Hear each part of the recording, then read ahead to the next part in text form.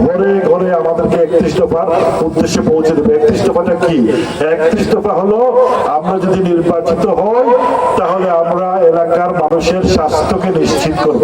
আমরা আধুনিক স্বাস্থ্য ব্যবস্থা করা হবে বিনামূল্যে, শিক্ষার উন্নয়ন করা হবে এবং অবকাঠামোগত রাস্তা, কোনো রাস্তা কাঁচা থাকবে না।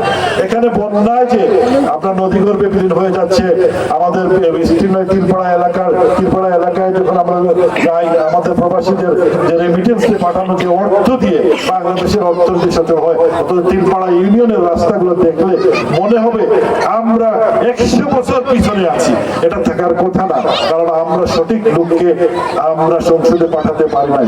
ইনশাল্লাহ আমি যদি সুযোগ হয়, আল্লাহর যদি হুকুম হয়, যতই ষড়যন্ত্র করা হোক আমি বিশ্বাস করি হাসবুনাল্লাহ নি'মাল ওয়াকিল নি'মাল মাওলা ওয়া নি'মান নাসির। আল্লাহ হচ্ছেন সর্বোত্তম ফয়সালাকারী, সর্বোত্তম। আমার আল্লাহর উপর বিশ্বাস আছে এবং তিনি যদি নির্ধারিত করে রাখেন যে এই আসলে আমি নির্বাচিত করবো, সকল ষড়যন্ত্রের জাল ছিন্ন করে ইনশাআল্লাহ দানের শীষ নিয়ে আসবো এবং দানের শীষের বিজয় আমরা ইনশাআল্লাহ পাশে প্রমাণ করে দেব যে এই অঞ্চলের মানুষ হচ্ছে শহীদ রাষ্ট্রপতি জিয়াউর রহমানের উত্তরসূরি।